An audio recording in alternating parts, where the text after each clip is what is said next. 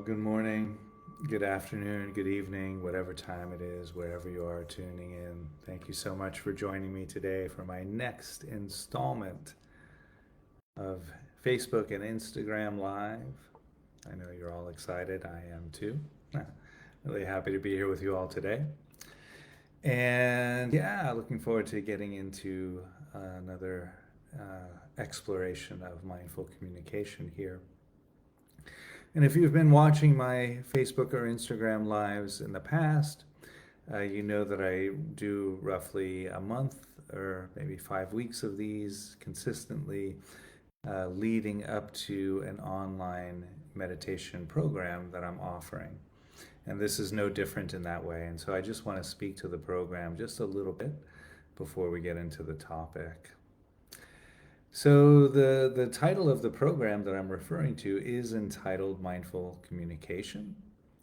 We're taking a deep and comprehensive look at incorporating the qualities of mindfulness, kindness, and compassion into our styles of communication, while at the same time not losing our connection to be, or ability rather, to be concise, matter of fact, and direct in our interactions, right? So the benefit of a course like this is really we conclude the 12 weeks with a more authentic, more clear, and compassionate form of communication. All of the sessions throughout the course, we meet once a week for 12 weeks. All of the sessions are live, nothing's pre-recorded. So I'll be there with you all interacting. There'll be plenty of Q&A and discussion times. There will be plenty of interaction opportunities with your fellow cohort members and things like that. Because it is a course on communication, we'll be pairing up in dyads and practicing speaking and communicating with each other and things like that. So it'll be quite a bit of interaction. I'll be drawing primarily on the teachings of the Buddha, nonviolent communication, and somatic psychology. I'll also be drawing quite a bit on insight dialogue, which is really drawn from the early schools of Buddhism. So there'll be a good amount of meditation practice in the course, but there'll be also quite a bit of informal practices, journaling exercises, and prompts that I'll be offering for you to explore with a partner in conversation. So the retreat is offered in two different time zones to cater to people all over the world. Section A will meet on Sunday evenings from 7:30 p.m. to 9:30 p.m. That's here in Thailand. That equals to 7:30 a.m. to 9:30 a.m. on Sunday mornings, East Coast time. Section B is on Monday mornings from 7:30 a.m. to 9:30 a.m. Thailand time, which is 7:30 p.m. to 9:30 p.m. Sunday evenings, East Coast time. So for more information about the Mindful Communication course and to register, please do go visit my website, www.suchsweetthunder.org. It'll have all the information there. Also, there's a link to a time conversion chart if you're not sure about your time zone. That being said, many people sign up for these courses. They miss several of the live sessions, but they watch the recordings. The recordings are recorded from Zoom and made available only to the participants in the course. That we do that to hold our confidentiality agreements. So you can feel free to attend some of the live sessions and watch some on video. You can attend all of the live sessions, and I think people who do that do generally receive the most benefit. Or you can attend the whole thing on your own time, and that's also fine as well. So that's all I'd like to say about the online program. Again, there's a lot more information on my website. So feel free, or you can email me if you have any questions. Email me through the website or through Messenger on Facebook or Instagram. So all of that having been said, I think I'd like to move us into today's offering with a guided meditation. And we may do this for maybe 10 to 15 minutes or so. And so I'll ring the bell and I'll invite us to connect to the present moment. And we will do a little bit of exploration around curiosity in this guided practice as a way of leading into the talk.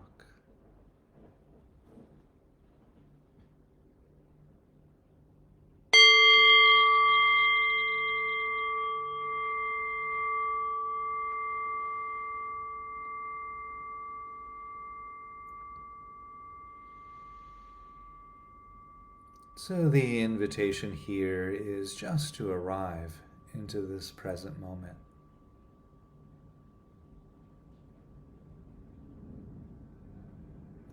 And there are many ways of arriving and connecting to the present moment. And for this practice, let's start with the experience of sound.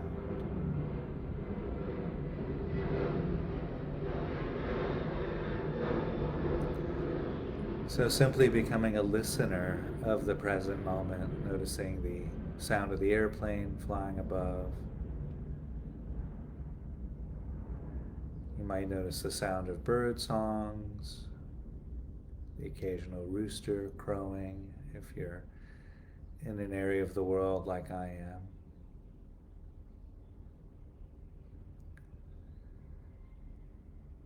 There might be the sound of a dog barking nearby or a cat playing in the background, maybe a conversation unfolding in the distance. Perhaps the gentle hum of an appliance like a heater or a fan or an air conditioner.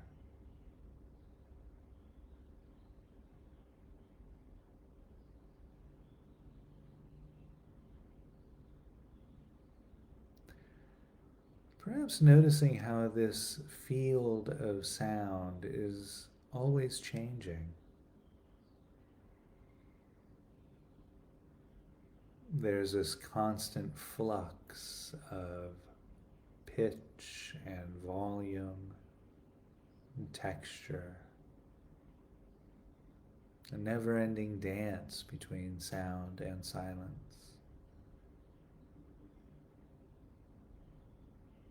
Leaning in with our sense of hearing, the way we might lean in to smell a flower.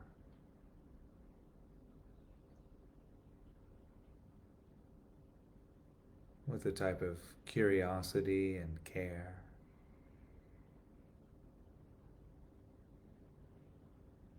Perhaps holding a question, what does this present moment actually sound like?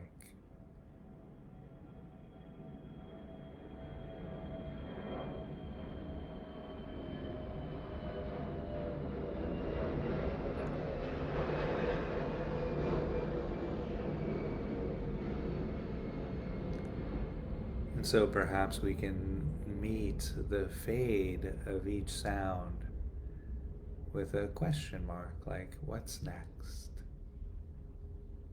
What's next after that sound?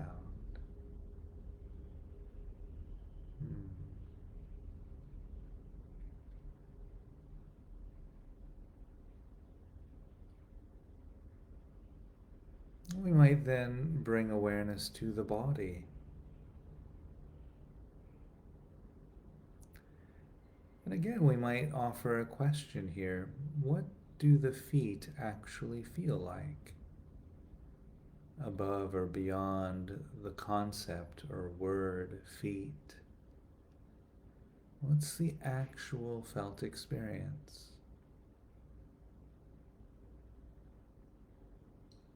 Is there a tingling or a pulsating there? Is there some tension or warmth or coolness? What's the felt experience? And we could bring this inquiry to the legs, from the ankles to the knees to the hips, quadriceps and thighs. What's the felt experience of that area we think of as legs, above or beyond the concept, legs?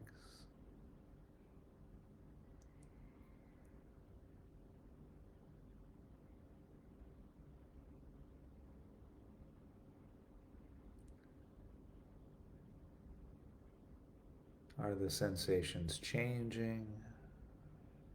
Are they staying the same?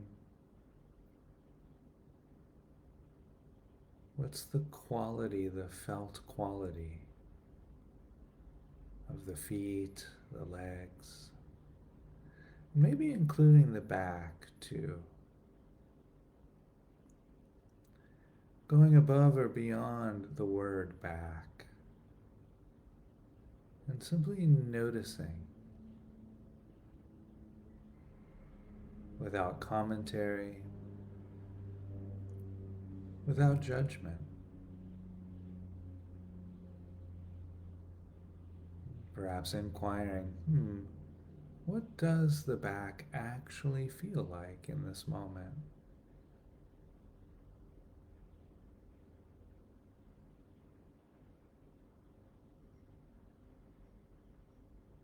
And bringing that same inquiry to the rising and falling of the abdomen.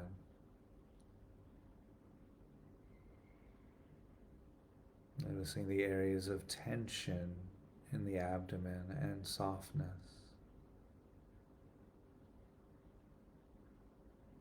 The sensations of clothing moving across the rising and falling of the belly with each breath.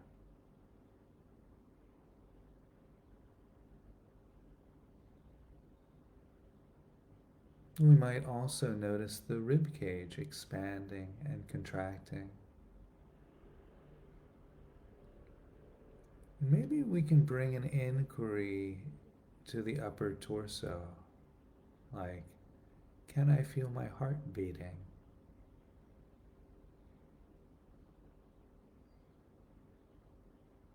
And the answer might be yes or no, and there's no wrong or right about that. Just inquiring, just bringing curiosity to the experience of the heart.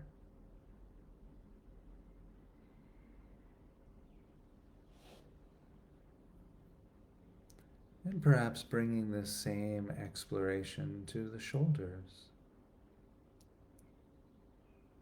Inquiring, what do the shoulders actually feel like above or beyond the word shoulders?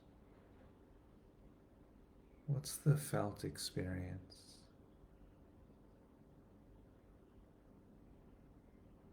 Tingling, tension, tightness, pressure, smoothness or roughness, softness.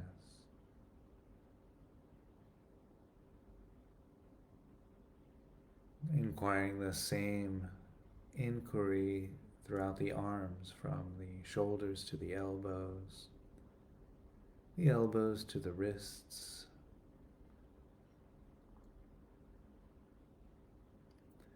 What's the actual felt experience above or beyond the word or concept arms?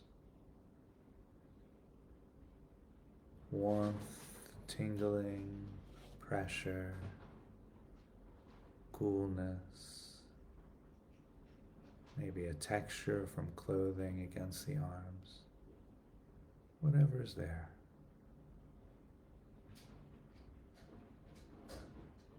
What do the hands feel like? Going above or beyond the word hands, what's there? Bringing a curiosity and non-judgment to the experience, the felt experience.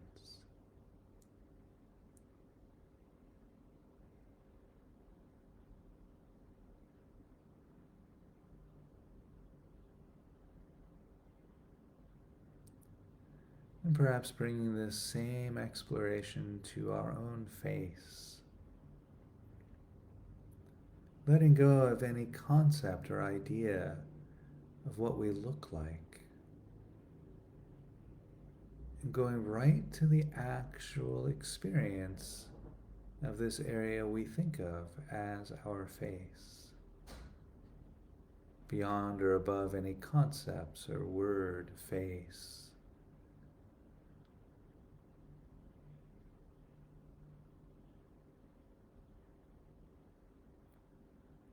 Noticing warmth or coolness, tension or softness,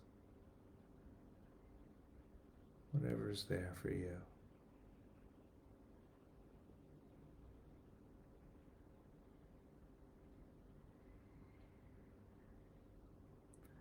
Bringing this lens of curiosity to the felt experience of the present moment. What does this moment actually feel like? From the bottom of the feet to the top of the head. From the tips of the fingers to the center of the heart.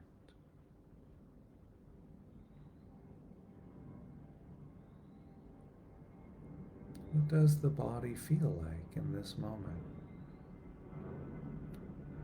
Without judgment, with a type of care.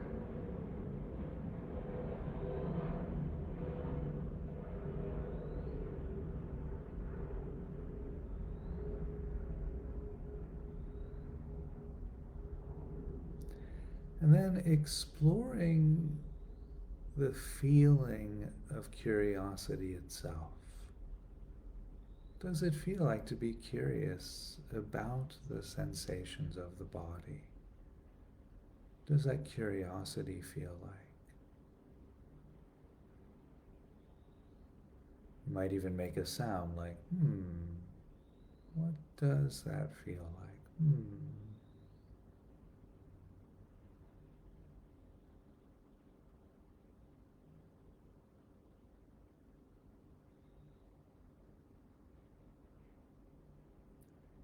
Maybe there's a kind of tension that arises with this sense of curiosity, a kind of leaning in a way.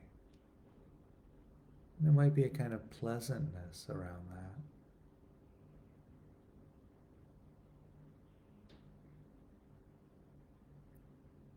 What does this moment feel like? I wonder. What does that curiosity feel like?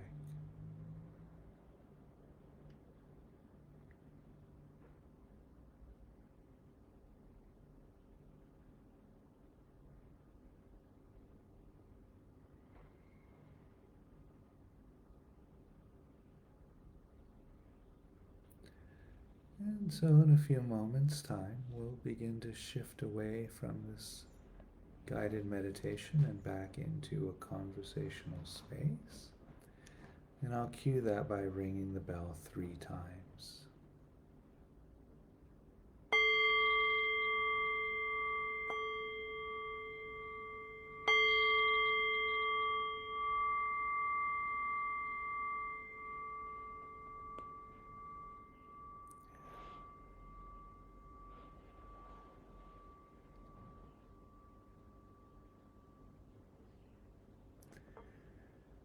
And if your eyes are still closed, you might just gently begin to open them and start to look around the room, reorienting yourself.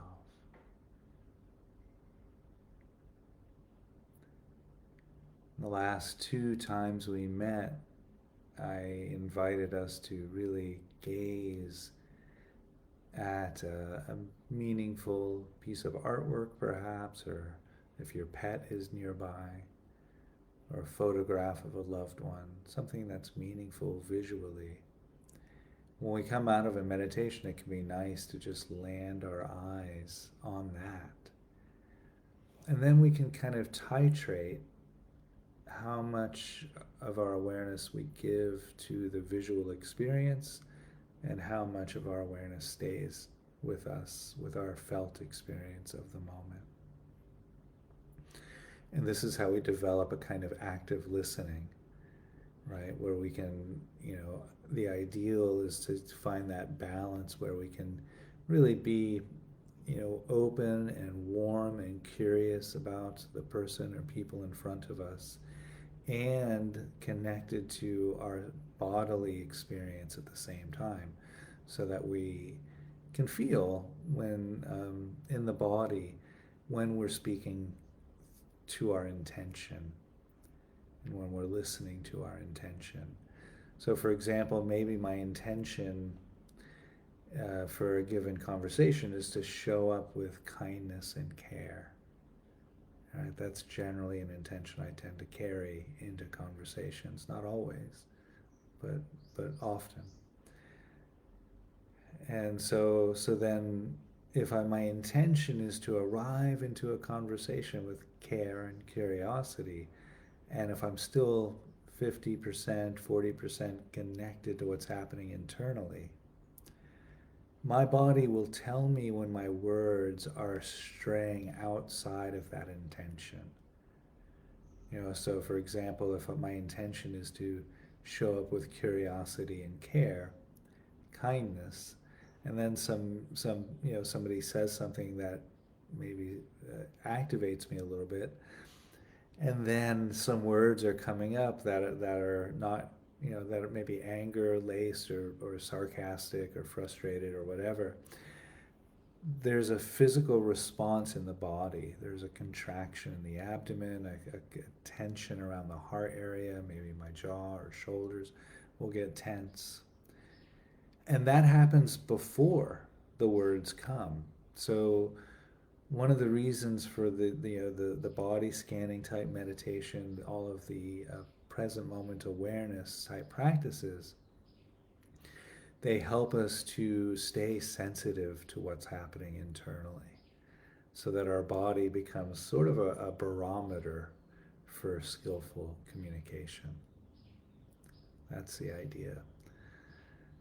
And that's a lovely place to be, because at that point, then we kind of let go of a lot of the tools that we're working with, and we can just kind of be with the conversation, trusting the wisdom of the body to help us navigate through conversations more skillfully. That's the idea. So in the meditation, I invited us into this quality of curiosity. And there are, in the Buddhist tradition, what's known as the 7 factors of awakening. These are 7 qualities that we all have. We all have these qualities. We don't have to go to a monastery or a temple or a church, and we don't have to go to a mountaintop and really practice for, lifetimes to cultivate these 7 factors. So we all have these 7 factors in our nervous system, in our heart already. And those factors are mindfulness, curiosity / investigation. Some teachers translate as investigation. I prefer the translation curiosity. The third is energy. The fourth is joy. The fifth is tranquility. The sixth is concentration. And the seventh is equanimity, or non-judgment, balance. So you notice that, first of all 7 of those qualities, we kind of know those more or less already, right? So again, it's not something, exotic that we have to, pick up a mantra and chant in a certain way for so many years before these factors get installed, right? They're already there, but the invitation then is to, bring them out of our unconscious awareness, making them much more conscious and intentional, so that we can make those 7 factors into a practice. So you'll notice the second one there is curiosity, right? And curiosity is so helpful in the spiritual path in general, or the path to a more flourishing, happier life, curiosity can be very, very, very helpful. In mindful communication, curiosity, I think, is really paramount. Because if we're going to be communicating skillfully with somebody or a group of people, it really helps for us to put down any sort of judgment towards that person or people, regardless of, who they are, what they are, regardless of the choices that they've made in their past, regardless of you know whatever behaviors they've engaged in. If we can show up in front of that person or those people with no judgment, then we're going to be able to relate to them on a much more human, a much more compassionate way. And it's not possible to be curious about somebody and be judging them at the same time. Right? You can think about this now in your own experience. If anything in your environment, maybe if I pick up this juice, right? Pretend that I haven't tasted it. Oh, this doesn't look so good. Ooh, I wonder why that doesn't look right. Right now I'm judging it, right? And already there's like a barrier up, right? But I'm like, oh, I wonder what that looks kind of weird. I wonder what that tastes like. Maybe I should take a sip, right? And can you feel the difference there? Right? There's this openness, a sense of wonder. It's like a leaning in. I wonder what's happening with this juice. It looks kind of weird, but maybe it's okay. And maybe I'll take a sip. Yeah, it's fine. It's good. But that's just an example, right? For example, another way, if it's 10:30 in the morning where you are when you're watching this, the way it is here, you might, oh, I'm hungry. I wonder when lunch will be. I'm feeling quite hungry, right? That there's a judgment there around the discomfort, right? As opposed to lunch is going to be at this time, right? Now the discomfort's still there, but now there's no curiosity around when lunch will be, right? So the seeking, the joy of looking for an answer, in that sense, can really help nourish the discomfort that might be there around the hunger, right? So another benefit of curiosity. So, coming back to the topic of mindful communication,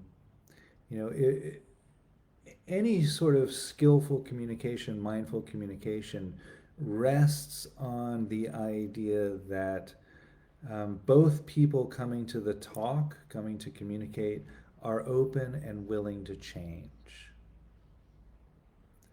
Right? Mindful communication is not about convincing anyone of our point of view. This is very important. Right? We're not trying to use these techniques to manipulate people. Right? That's something else. Right? But mindful communication is a set of tools that help us to relate to people regardless of their beliefs, regardless of their values. It's a way of seeing underneath the beliefs and values to connect to the humanity that's there. That's the idea. So one way of bringing that to life is, when I'm sitting across from somebody and I know very little about this person, that's a good place for curiosity, right? Because already they're a blank slate. So I can just wonder, okay, well, I wonder what's going on for this person today. I wonder what needs and values are really important for this person. I wonder what they're bringing to the table in this moment. So there's a tenet in nonviolent communication, which I'm drawing quite heavily on throughout the 12-week course. Nonviolent communication, this tenet that says everything that everyone does, they do to meet a need, to fulfill a need. So essentially, in the Buddhist tradition, they say everything that everyone does, they do to be happy. Right? Essentially, every move that we make, we're doing to bring a little more comfort and ease into our life. Right? That's the human, and in fact, all animals do this too. Right? That, if I shift in my chair, I'm shifting away from discomfort towards comfort. Right? If I clear my throat, I do that because there's something in my throat that feels uncomfortable. Right? It's a move from discomfort towards comfort. Right? And we're wired, our nervous systems are wired for that. And this is including our speech. Right? So every sentence that we say, every phrase that we offer verbally, every way that we communicate non-verbally, these communications are offered as a way of helping us meet our needs. Now, when I say needs, I'm not talking about like neediness, right? It's those basic human needs that all human beings share. And in nonviolent communication, there's quite an extensive list of needs where in the 12-week course, we will look at that list and attempt to memorize the list. But for this talk today, maybe we can sum it up as 3 basic needs. The need for safety, the need for satisfaction, and the need for connection. And this comes from a teacher who I studied with, Dr. Rick Hanson, and I still study with Rick occasionally. I got introduced to Rick in 2019. So wonderful teacher. He's done a tremendous amount of work. He's got some great books out. So if you're not familiar with Dr. Hanson, strongly recommend checking him out. So safety, satisfaction, and connection. And yeah, we can sort of, sense in our own being what it's like when our need for safety is not being met. Right? It puts us in fight or flight response. Right? And how skillful are we with our speech when we're in fight or flight? Generally not that skillful. Right? We're pretty activated. Right? So we can, notice the discomforts of what that feels like when our safety is in question.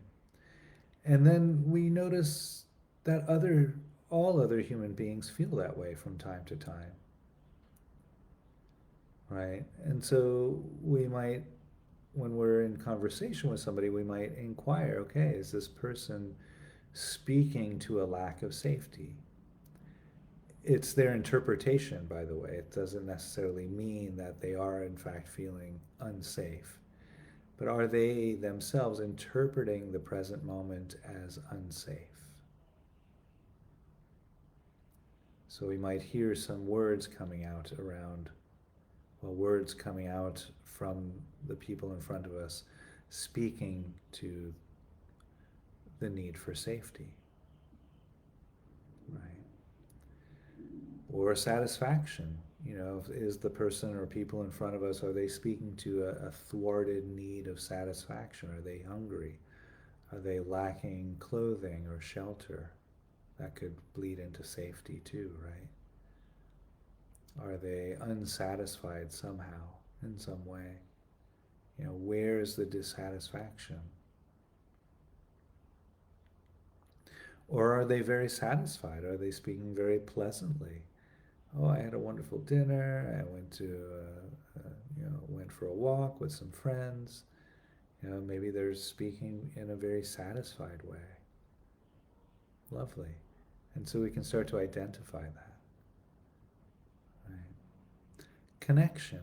Maybe we're talking to somebody and they're sharing how lonely they've been feeling recently, and I think we heard a lot of this during the COVID lockdowns, right?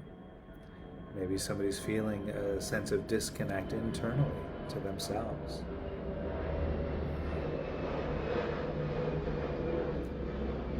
So we can start to really explore the needs in our own sense of being. So for example, I might invite us to bring into awareness some situation that we felt one of our needs, either for safety, satisfaction, or connection, one of those three needs wasn't being met somehow. Right? And then we bring that into awareness, that situation, inquiring, okay, what about that need is important for me?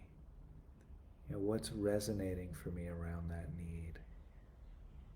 What would be helpful? How can I perhaps provide that need to myself? Right? What would be helpful? What would be the kind move to bring that need into my life? Like that. So we can start to use the mirror of relationship for our own growth in that way. Right? We start to identify, okay, rather than, blaming the other people or other person, right? For example, oh, that person's really messy. That person's such a slob. I wish that person would be cleaner, right? Rather than that, we could just pause, let that go, let the blame go, and just pause and say, okay, well, what's important for me in that situation? Is it cleanliness? Well, maybe cleanliness is a strategy. What's the strategy of cleanliness pointing to? Well, it's the need for satisfaction, right? It feels really satisfied when I walk into the kitchen and everything's put away in its rightful place, quote unquote, right? So then I can stop blaming the other person and recognize that my need for satisfaction has been thwarted in this way. So rather than waiting for the roommate to wash the dishes and put everything away, I might find another way to have that feeling of satisfaction met. Maybe calling a friend who I often feel that way with, or walking the dog, or washing the dishes myself if I feel that would be helpful, as long as that didn't lead to a type of resentment, right? So we start to take responsibility back in this way. We start to, again, use the mirror of relationship in this way. Another example, let's say I'm in a relationship and my partner wants more attention, right? So I might start to see that person as being very clingy and needy, right? And they probably see me as being very aloof and kind of distant, right? Not recognizing that our needs are coming from ourselves internally, right?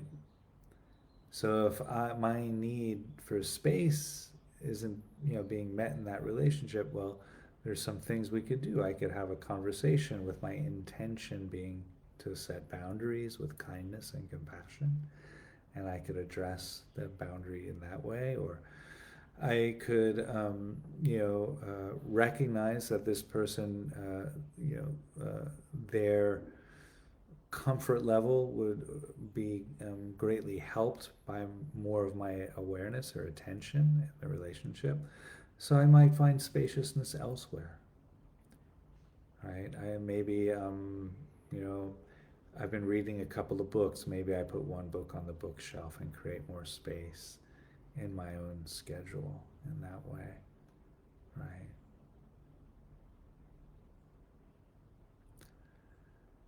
So these practices of skillful communication really help us to see what's happening internally and how we're bringing that out into the world, right? Are we blaming others for our own internal experience?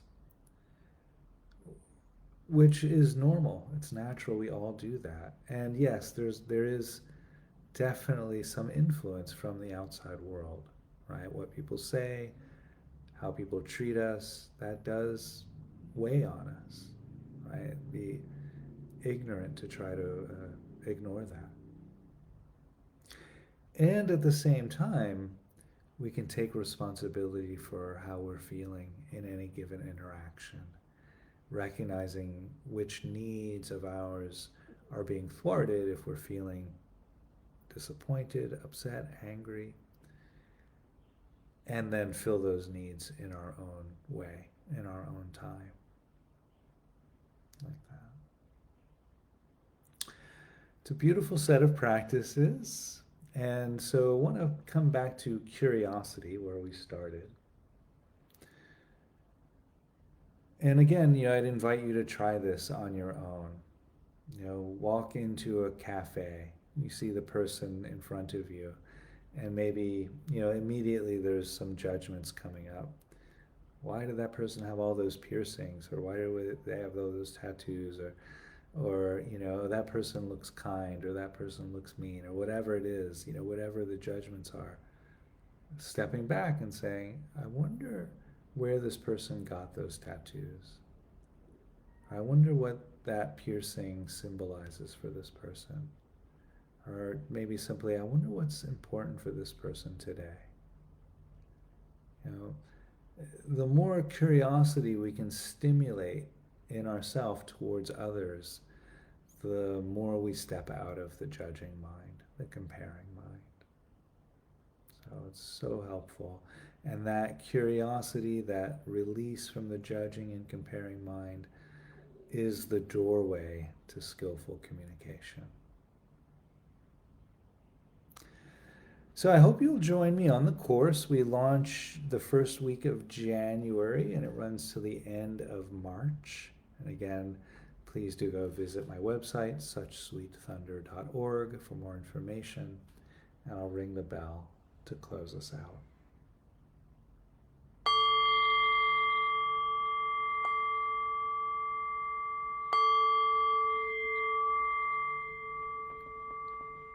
Thank you.